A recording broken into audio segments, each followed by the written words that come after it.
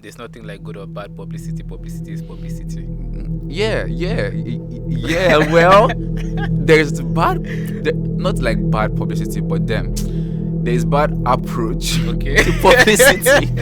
You get so every form of publicity could work, but then there are limits to there are limits to the thing. So how 50, 100k, 200k to target 20,000 people that at the end of the day only 1,000 will be interested in my post, and then only 500 people will click. Out of the 500 people that click, people that actually sign up will be like 10, and at the end of the day I close 5 clients. So you see how much they have wasted trying just acquiring 5 clients. But then instead, let's say you are more of a fashion influencer. So fashion brands will be the most people patronizing you, right? So let's say someone like Essentials or maybe Oaks Vintage, right? So Oaks just comes and knows that the people that are following you are already interested in fashion. So now out of your 21,000 followers, at least 10,000 of those people are interested in fashion. That's more sales than ads can give them. So brands rather work with micro influencers. So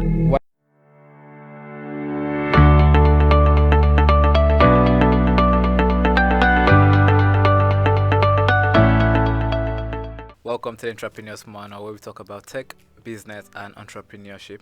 Today we are going to be talking about what it takes to be creative in business and how you can actually leverage creativity for yourself to see your businesses grow. And no other person is more suitable to talk about this topic than Mr. Yorochi in EM Fhonzi Tim. How are you doing? I'm good, thank you. Welcome to the studio. Thank you Yesterday so much. was your birthday. I want to say congratulations. How did it all go? Thank you. It went pretty well. It went well. I was at home, then I was out and back home. To be that your sponsor. The usual. To be that your sponsor. Now I wonder. You won't know, please. If you won't take my sponsor from me, you will not know. All right. What I've been said and done, I just want to get straight into it, right? So the Yorochi contest is coming up again. Yeah. What's your role in that now? Okay, majorly, I'm involved with the publicity of the event. Okay. I'll be involved with the publicity of the event, and also I've taken it upon myself to be accessible to contestants who would love to join the contest, both male and female. I've already had some DMs who have questions about the whole show, so I make myself available to answer their questions and also try to guide them through the process of the whole stuff. Yeah. So how would you say being Mr. Yorochi has impacted you in your career? It has. Like, literally taken my career from here to here, in the sense that it gave me the exposure I needed, and I still do need, because in the modeling world we need the exposure before you could, should I say, make it, in the sense you need the exposure personally before brands could even want to work with you. So Yorochi gave me the exposure and also helped me to build my craft, helped me to discover different angles towards my craft. So yeah, it has helped me a whole lot. That's nice. And I think what I like most about how you went about the whole thing is how you carried yourself throughout the whole process, right? So you really branded yourself out there. Every other person was focusing on being Mr. Yorochi, but you focused on being in EM Fhonzi Tim face Mr. Yorochi. So you first before the brand. So tell us about the whole process. How did you go about from planning to the moment you won? Okay, I didn't actually plan. That is the funny truth, because I remember vividly well. I just saw the flyer on Facebook and I was just I wasn't really interested as other people were. But I saw it like 2 times, and like a day before the closure of the contest. And I'm a very, very, I pray a lot. I like saying it. I always make sure I say it. So I prayed about it, and then I had the confirmation. It was really, really clear that I should just go into it. And I was also very scared because I didn't have a phone during that period. So it was almost delulu to go into a contest without a phone, you get. So I didn't have any plans before. But then getting into the contest, I had directives on who to work with, and I reached out to them. I set up a team comprising of my manager Victor Abashi, who also doubled as my photographer, God's Favor, my assistant photographer. I had Edwek Moses, my writer. I had Savior, my stylist, Esther, my stylist, and working with those guys made it so easy. Like I literally did almost nothing throughout the whole process because I leaned to them, their ideas, their support, and they helped me to go through every stage. And there were like I think 3 to 4 stages. So we had to take pictures and then have stories behind these pictures. So my team were the forefront of everything. Yeah. I did an interview here with God's Favor. Oh, okay. He spoke about it all, but I want to focus on the part where you gathered this team. How did you gather a team of talented individuals? How did they buy into your idea? Okay. I believe in this saying that where there is a will, there is a way. Okay. So there was a will from my angle, and the way was made. The way was made from the person that directed me, the person that said I should go. He sent me. So it was very clear on who I should work with. Being that these people are already my friends, they were already my friends. So I saw some other contestants having to employ big creatives to work with, and I just I work with what you have. Yes, exactly. And what I had turned out to be the best. I even had some contestants reach out to me to work with my team. Yeah. So it was really beautiful. I texted every one of them and we set up a meeting. Okay. And I just explained the whole idea to them. And before I even landed, they were really like, bruh, let's get this done. Let's just get this done. So it was really beautiful to see them get excited for the project as well. That's very, very great. Yeah. And your stylist, would you say he... because to be honest, right, first of all, a lot of people like to call you a controversial kind of person because like you come up with your content and you're this free spirit, right? Yeah. You just enjoy posting. And I had an interview here with Edwick, Edimake Ekarika, and she was talking about how she creates a post having the reader in mind. So she creates a post with thinking, how does this post help this person?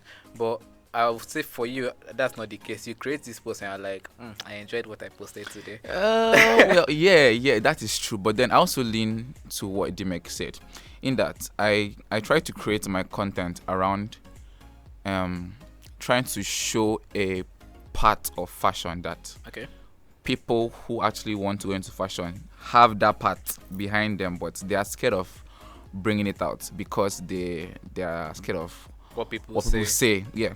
So I'm trying to, should I say, show them that you could have your unique style. You could do whatever the hell you want to do with your creativity. And if you do it well, you'll be accepted. Because I remember, like, during that contest, I had people talk about the whole controversial fashion stuff. But then, it's exactly what helped me to win. Okay. So if we all try to blend in, there's no uniqueness in the world. So would you say there's no this saying there's nothing like good or bad publicity? Publicity is publicity. Yeah. Well, there's not like bad publicity, but then there is bad approach to publicity. You get so every form of publicity could work, but then there are limits to there are limits to the things. So how do you handle criticism? How do I handle criticism? Okay. First of all, I believe everyone is entitled to their opinions, but then we're not entitled to accept your opinions. So we acknowledge your opinions. Yeah, your opinions are just in their own way, but we're not mandated to accept them. So I am very, very open to criticism. I acknowledge everyone's opinions on my post. If you make a comment that irks me, I'll appreciate that you have even found time to come to my exactly. Yeah. So I appreciate it, but then I don't keep it to myself because I've spent like I think 2 or 3 years. I'm trying to grow myself, so I know what works for me. I know what is really me. Okay. So if your criticism tries to take me out of, I know that I just have to filter whatever you're saying, and take what works for me. That's how I. That's very, very great. It's like everybody bringing on to this podcast have a kind of similar mindset. So in Edime's word, she said this world is big enough for everybody to create. Exactly. Like for real, yeah. Okay. Now I want to talk about the Uyo Fashion Week. Okay. I saw your post on, Okay. on the what really went wrong. Okay, I don't think we would say went wrong in a sense. We just didn't get what would have loved to get from the whole show. In the sense that I actually auditioned the last 2 years, but I wasn't picked because of my height. Okay. And I just found out that almost to work on runways, you need. So I just had to keep myself for commercial modeling. But then I know of models who actually fit into the criteria of like casting international models on runways. Yeah. And they're my friends here in New York, and they're actually good. They went for the auditions and they weren't picked.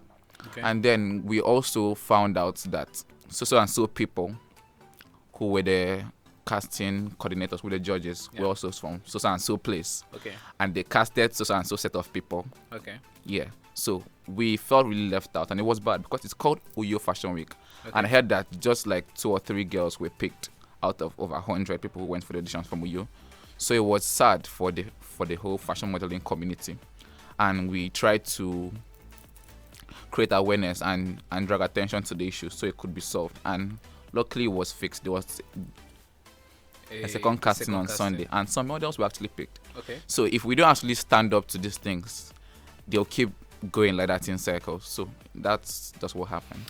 What would you say the main changes we're expecting in the fashion industry? Okay, the fashion industry is getting more gender fluid. Okay. The approach to it is more gender fluid in that ladies are now blending their female wears with male outfits. Okay. And then guys are now blending female. Like they actually fashion guys who wear suits and skirts. Would you say it's the dressing? I read a post this morning on LinkedIn. I think someone was it linked on Twitter? So this guy was like, our women are becoming more masculine, our men are becoming more feminine. well. There is that, but then in the fashion world, I don't think it's necessarily about the masculinity or the femininity. Fashion based in itself, like the dressing and whole, is getting more gender fluid. So what we are comfortable with is changing.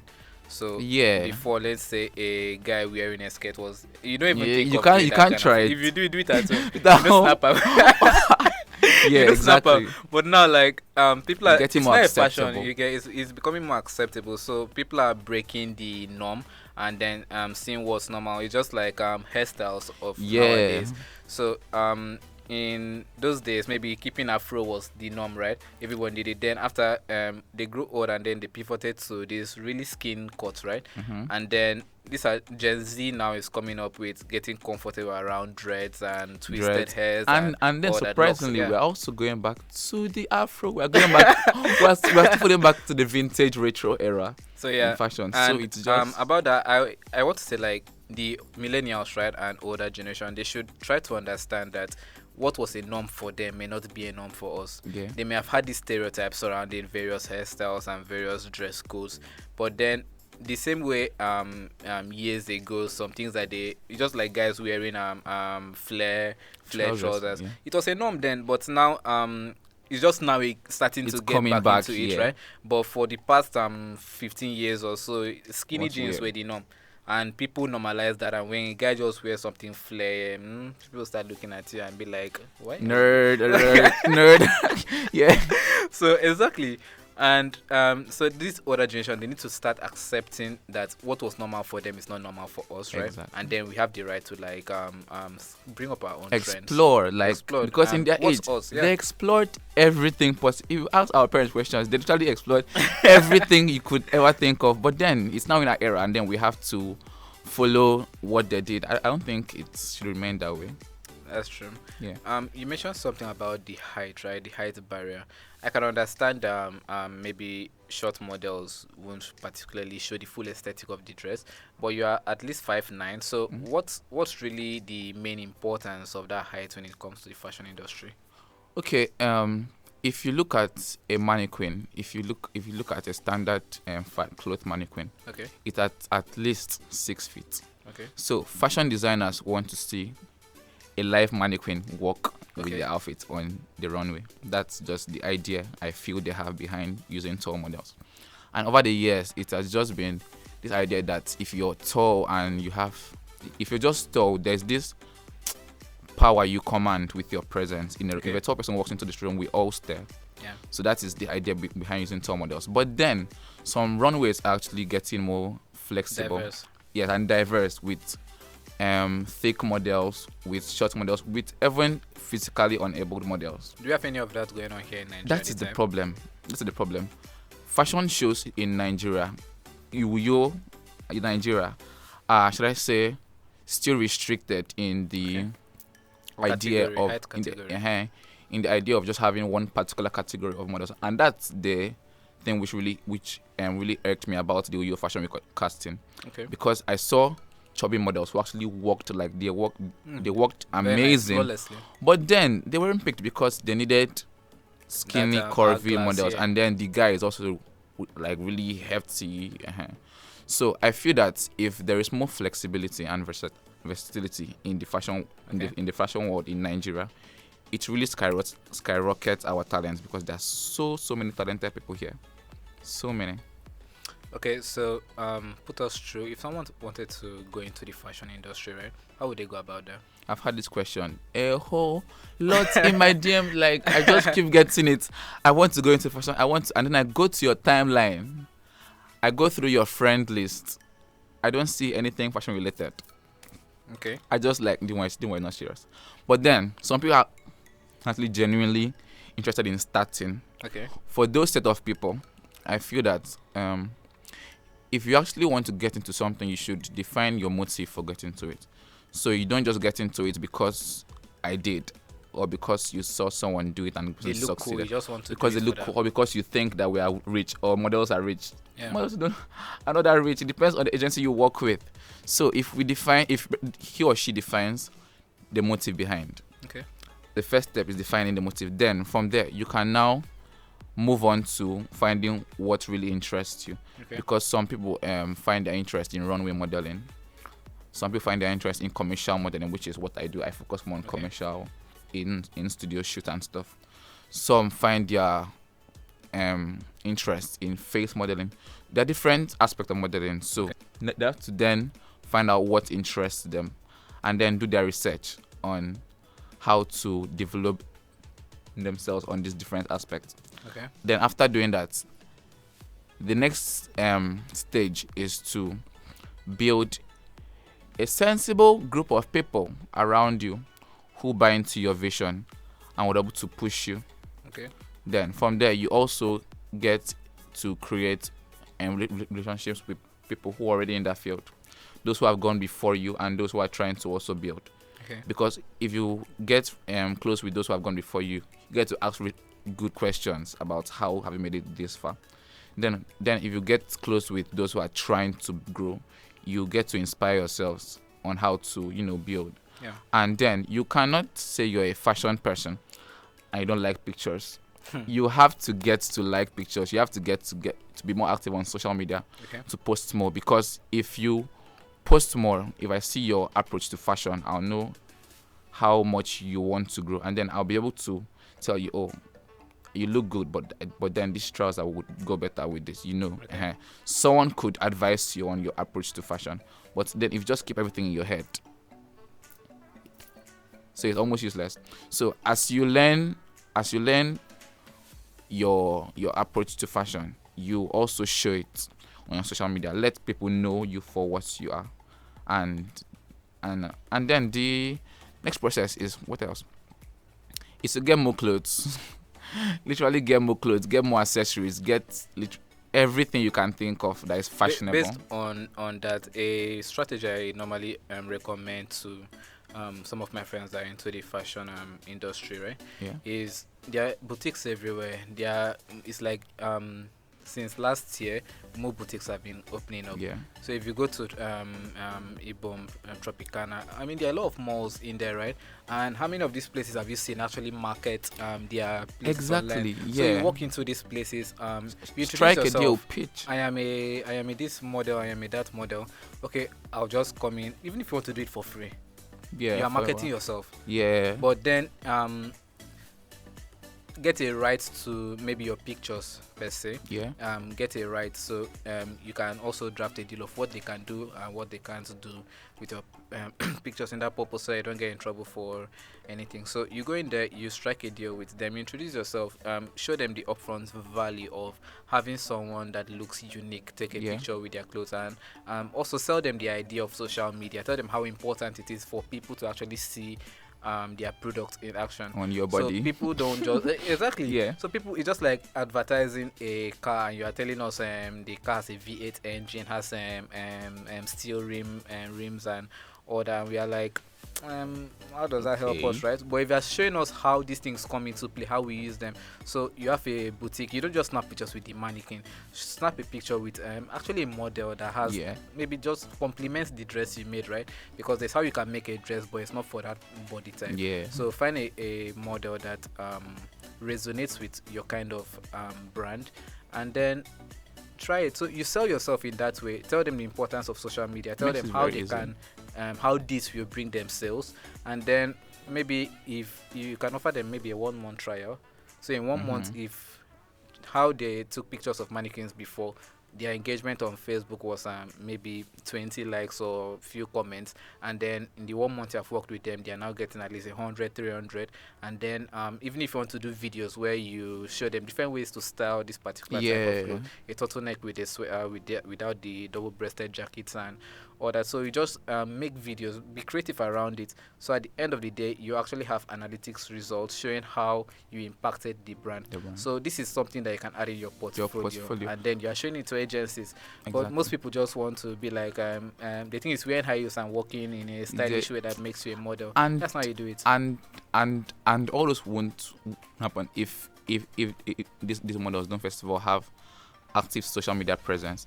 Because if as a model or any fashion person, you should try to build your social media, because you literally earn from the glitz and glam per se. So if you want to walk into a boutique to strike such a deal, they'll ask you how many followers do you have, or your engagements, your statistics entirely. So for you to even reach that level, take time and build the presence online, so that as you walk into that place, you know that you're offering full services, and you're confident that whatever they feel like they are the ones using you. Because Nigerians, if you want to sell to a Nigerian, let them feel they are ripping you off. Nigerians, I think Akin Alabi that wrote that book, How to Sell to Nigerians. If there's anything I took out of that book, he said, if you want to sell to Nigerians, in Nigeria will pay twice if they feel they are ripping you off than pay less if they feel you are the one ripping them off. Really? That's how it works. That's that was brilliant. Think about it, right? If we like promo, we like freebies, we like bonanzas and all this, and that's how most of these brands sell to us. They sell the freebie, not even the product, because we just want to feel like, oh, it's a major steal that you get. So that's how you sell to these people. If you're already an influencer, right, coming to this brand, they're not going to think of what you're doing for them. The first thing is, this person gets over 14k or 10k followers on Facebook or Twitter and whatever platform.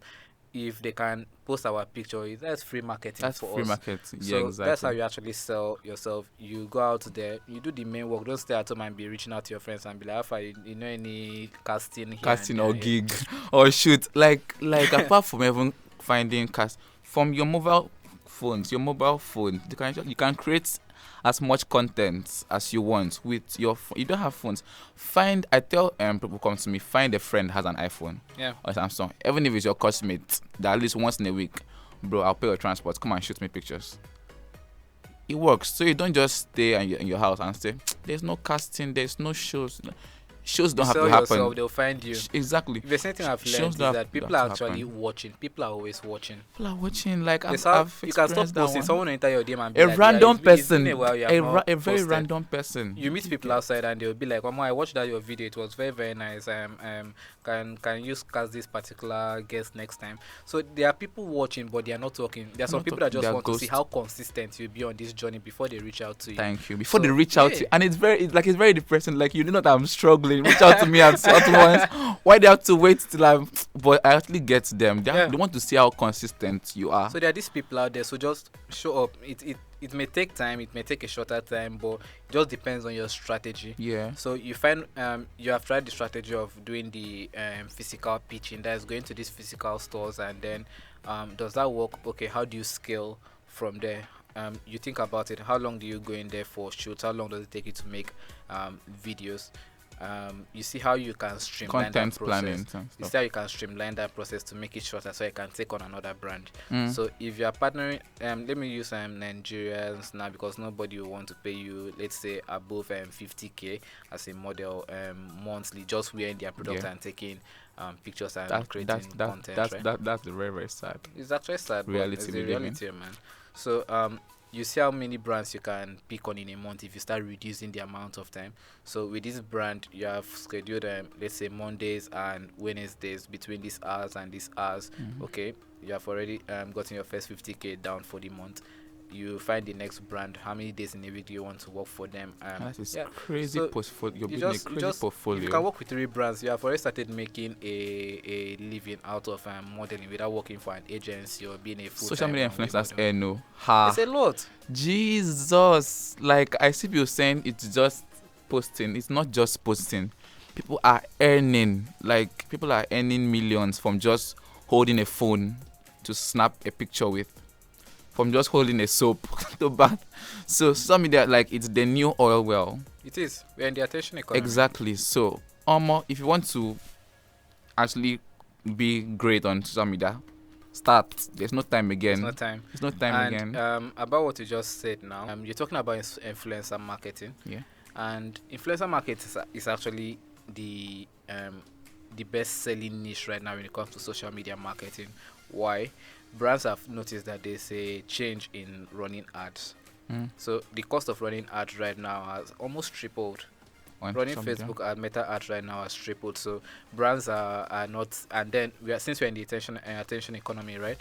A lot of people are running ads as well, even though it is not giving that much results. A lot of people are still running ads. So you're competing with too many people in the market. So what's the strategy that works now? You already have 21,000 followers on Facebook as of this morning, right? So you already have 21,000 people following you and are always ready to engage in your content whenever you post. So wouldn't it be better instead of me to pay 50, 100k, 200k to target 20,000 people, that at the end of the day only 1,000 will be interested in my post, and then only 500 people will click. Out of the 500 people that click, people that actually sign up will be like 10, and at the end of the day I close 5 clients. So you see how much they have wasted trying just acquiring 5 clients. But then instead, let's say you are more of a fashion influencer. So fashion brands will be the most people patronizing you, right? So let's say someone like Essentials or maybe Oaks Vintage, right? So Oaks just comes and knows that the people that are following you are already interested in fashion. So now out of your 21,000 followers, at least 10,000 of those people are interested in fashion. That's more sales than ads can give them. So brands rather work with micro influencers. So why micro influencers? Someone with over 1 million followers want to charge high, but at the end of the day, 1 million people will not be interested in fashion. Exactly. Out of 1 million, only a few thousand will be interested in fashion and then the type of clothes I'm selling, right? So brands prefer working with micro influencers because micro influencers are more targeted. Yes, it narrows things down. And at least I know that your people that follow you for what you do. Concentrated, yes. So brands like Oaks Vintage, Essentials can come to you and be like, okay, then there are different ways you can work with them. As a social media influencer, you can actually make money based on commissions. So maybe after working with them for the commercial, you dressed up for the ad and all that. So for every sale they get, you get a commission for that, or you can get upfront payment for the product. But it depends on how good you feel you are and then how big the brand patronizing you is, right? I think you should always go for commission based on each sales. You have a lot of engagement. If you post in less than an hour, you have like over 400 engagements. Comments are never lacking. So for someone like you, you know very well that you can get results. Especially if what you're marketing is one, fashion based, and then secondly, it is something your audience would enjoy. Because it's not just as an influencer, never sell anything on your platform that you wouldn't buy. Thank you. Never sell anything you wouldn't buy. I don't market anything I wouldn't buy. So as a social media influencer, not as an influencer in general, always sell something you buy. So once you believe that this is good, your audience believes you. Yeah. I think HubSpot did a research on that. 56% of Gen Z would rather follow an influencer's recommendation than a recommendation. So whatever you say, you have power as an influencer. I can't remember his name now. One of these top tech influencers. He does tech reviews and MKD. So whenever he says anything, it's like that's power. If he says your phone is whack, you are going to have you just believe it. You are going to have low sales. There are top people in the financial market industry that they can go on news and say something and the financial market crashes immediately or skyrockets. So that's the power you have as an influencer, right? So on your platform, make sure you sell something you would actually buy for your own future purpose. Because if you sell something bad once and you get bad review, you have lost those people forever. Yeah. So always sell something that you buy personally so that you can market it with sheer inspiration. Yeah. So that's my personal social media strategy for models and people in the fashion industry. And now before we close, the Yorochi contest is still going on. Yeah. How would you go about it, or what would you advise someone that wants to win? Okay, if you want to go into the contest, I've already seen some people going into the contest and they're already using strategies that I just know that this one not going nowhere. It's not going anywhere. But it's fun to try. You can try the strategies. It's fun to try. But then I feel that this year, if you want to excel in that particular contest, because if you have noticed, last two kings that won were fashion people. Okay. I and T-Ray, the king before me. Okay. So if you want to come into the competition sphere now with the angle of fashion, I don't think that the Yorochi community or the audience would be excited that much again. It's old. Except you have a different approach. Very unique with a very unique approach. But